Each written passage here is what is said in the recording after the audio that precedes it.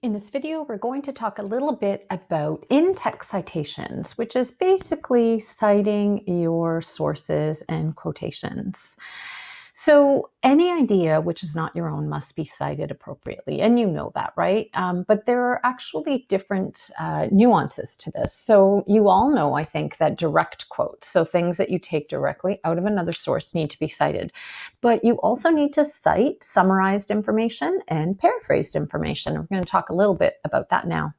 So what is a paraphrase? A paraphrase is when you use your own words to explain what another writer has said.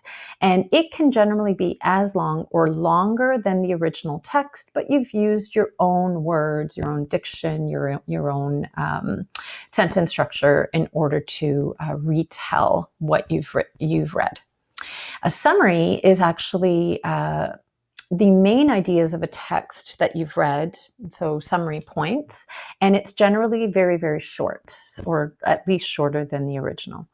And then a quote is something that you take directly and exactly out of a text because you really like what someone has said.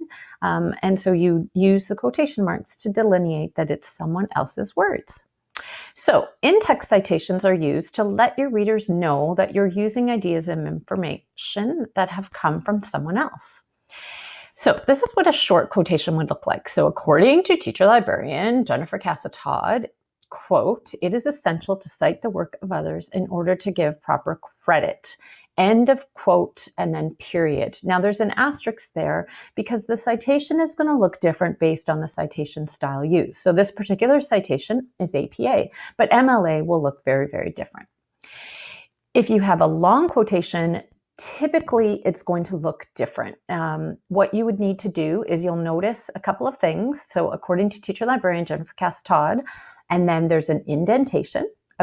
A longer quotation, more than 3 sentences, does not require quotation marks, is indented and single-spaced. You don't want to use too many long quotations in an essay because you want your voice as an author to shine through. But if something is stated well and furthers your thesis or research question, you want to format it as a long quotation. Again, the punctuation is going to look different. And then the sentence after the quotation should transition from the quotation to your main point or to prove your thesis or research question. Summarized information is going to be a little bit different. So you are going to sort of embed the summary in the context of your essay. So according to Ms. Todd, teacher librarian at Cardinal Carter, citing your sources effectively is crucial to academic integrity and the development of your author voice. You'll notice that there are no quotation marks there, but the idea came from someone else. So you still need to have a parenthetical or in-text citation. And the same is true for paraphrased information. Where you place that is up to you. So in this particular paragraph, I could have maybe put in 2 different parenthetical citations.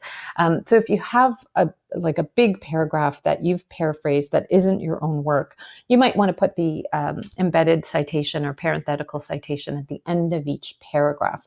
And what that denotes to the reader is that the information contained within those paragraphs actually isn't yours. I've also given you a link to MLA-specific guidelines, APA-specific guidelines, and Chicago-specific guidelines because, as I said, the punctuation and the way it looks is going to be determined by the style that you are doing. So that's it. I hope this helps. This is always going to be available at bit.ly/Carter LLC. That's capital CARTER, and then LLC is capital, and that is our Library Learning Commons website.